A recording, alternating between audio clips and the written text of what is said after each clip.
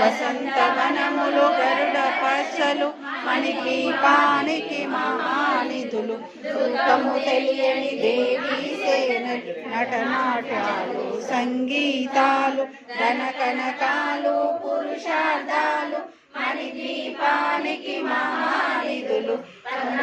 లోకాలన్నిటిపైన సర్వలోకము కలదు సర్వలోకమే ఈ మణిద్వీపము సర్వేశ్వరి కది శాశ్వత స్థానం చింతామణుల మందిరమందు పంచబ్రహ్మల పంచము పైన మహాదేవుడు భువనేశ్వరితో నివసిస్తాడు మణిద్వీపములో మణిగణ ఖచ్చిత